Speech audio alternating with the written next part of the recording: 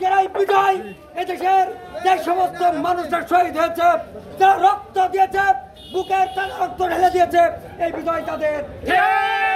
আপনারা দেখেছেন রংপুরের শহীদরা খুলনার মুখ ধরা কিভাবে জীবন দিয়েছে। সেই জীবনের বিনিময়ে আমরা আবার স্বাধীন নতুন করে বাক স্বাধীনতা ফিরে পেয়েছি, স্বাধীন হয়েছি। আমরা বলতে চাই প্রিয়বন্ধুকে, আপনারা সবাই তাদের কাজ মিলিয়ে আপনারা সবাই থাকবেন, আপনারা সবাই চলবেন, এই আশাবাদ ব্যক্ত করে সবাইকে আমি কোনো রকম শান্তি শৃঙ্খলা নষ্ট করবেন না। আপনারা সবাই সকলে ঐক্যবদ্ধ থেকে সবকিছুর মোকাবেলা করবেন, কোন ধরনের বিশৃঙ্খলা আপনারা করবেন না। এ পর্যায়ে আমি আমার কথা শেষ করছি। সবাইকে ধন্যবাদ। বাংলাদেশ জিন্দাবাদ। শহীদ জিয়া অমর হোক। শহীদ প্রেসিডেন্ট জিয়াউর রহমান বীরত্তম অমর হোক। সবাইকে ধন্যবাদ। এরপর স্বাধীনতার ঘোষক মরহুম রাষ্ট্রপতি শহীদ জিয়াউর রহমানের আদর্শ প্রান্ত ছাত্রদের যে 8 দফা দাবি ছিল, সেই 8 দফা ঝিনাইদহ সদর উপজেলা 7 নম্বর বহরমপুর ইউনিয়ন বিষয়খালী বাজার জনতা ব্যাংক পুরাতন জনতা ব্যাংকের সামনে এক বিশাল আনন্দ মিছিলের আয়োজন হয়েছিল।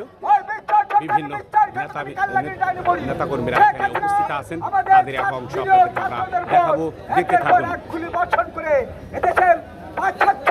ছাত্রদেরকে নির্মমভাবে হত্যা করেছে ভাই আমার, ভাই আমার।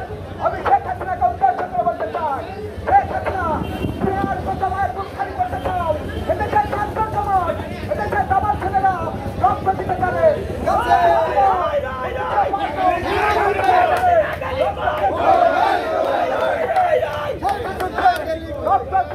রক্ত দিয়েছে, প্রজন্ম আরো রক্ত দেবো। তবু তোমার আশা আকাঙ্ক্ষা এই বাংলার মাটিতে পূরণ হবে না, এবং তারই ফলশ্রুতিতে ছাত্রদের, এদেশের দামাল ছেলেদের আন্দোলনের মুখে পালিয়ে যেতে বাধ্য হয়েছে। প্রিয় ভাই আমার, এই বলে আমি আমার সংক্ষিপ্ত বক্তব্য শেষ করছি। খুদাহাফেজ। দেখা হবে রাষ্ট্রপতি, কথা হবে সুরানে। শহীদ জিয়া অমর হোক। খালেদা জিয়া জিন্দাবাদ। তারেক জিয়া জিন্দাবাদ। তারেক জিয়া ফিরে বসে আসবে ফিরে বাংলাদেশে। সবাইকে ধন্যবাদ। আসসালামু আলাইকুম। আজকে দীর্ঘ 15-16 বছর এ বাংলার মানুষ একটা কারাগারে আবদ্ধ ছিল। দীর্ঘ 15 বছর এ বাংলার এ সিপাহী জনতা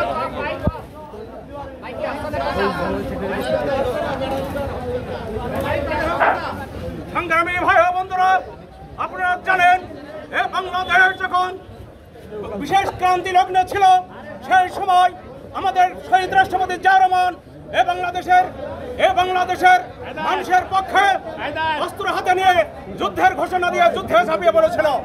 আজকে সংগ্রামী বন্ধুরা আমার,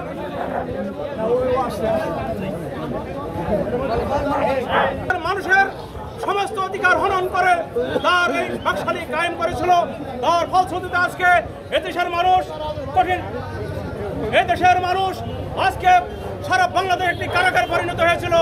এই কারাগার থেকে মুক্তির জন্য, এই মুক্তির লড়াইয়ে বাংলার আপামর জনসাধারণ এই শহীদ জিয়াউর রহমানের আদর্শ অনুপ্রাণিত হয়ে, এই তারেক রহমান খালেদা জিয়ার আদর্শ অনুপ্রাণিত হয়ে যুদ্ধ করেছে এই সরকারের বিরুদ্ধে।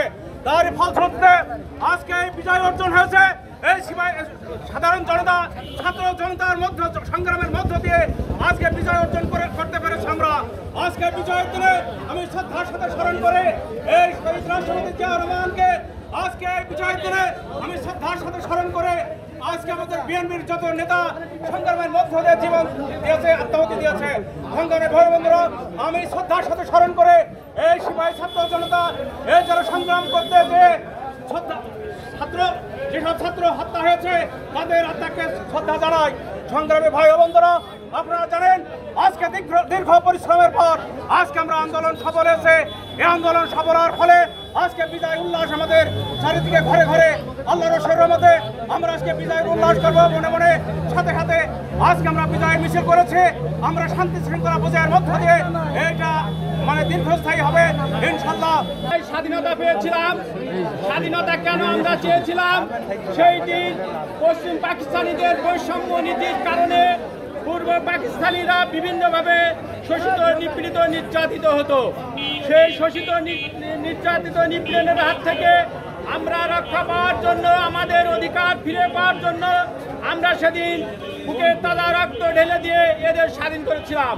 স্বাধীনতার 54 বছর পরে আমরা আবার দেখলাম কি, আবার বাংলার এদেশের মানুষের স্বাধীনতা নেই, বাক স্বাধীনতা নেই, কারোর কথা বলার স্বাধীনতা নেই, স্বাধীনভাবে চলার, মত প্রকাশ করার স্বাধীনতা নেই।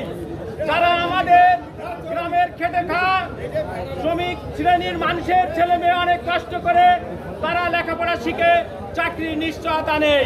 সেখান সংগ্রাম 15 জুলাই থেকে শুরু করেছিল। সেই আন্দোলন সংগ্রামে আজকে চূড়ান্ত বিজয় অর্জন করেছে।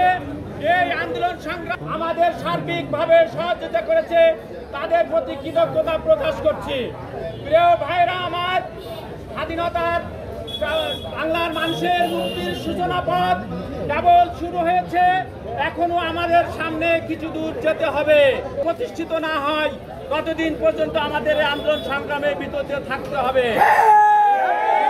আমাদের প্রিয় নেতা তারেক রহমান আজ বাংলাদেশ থেকে হাজার হাজার মাইল দূরে নির্বাসনে রয়েছে। আমাদের দেশনেত্রী বেগম খালেদা জিয়া, তিনি 3-4 বারের প্রধানমন্ত্রী, আমাদের নেত্রী বয়স্ক মানুষ, তাকে মিথ্যা মামলায় তাকে কারাগারে রেখে দিয়ে তাকে ধুকে ধুকে মেরে ফেলার ষড়যন্ত্র করা হচ্ছে।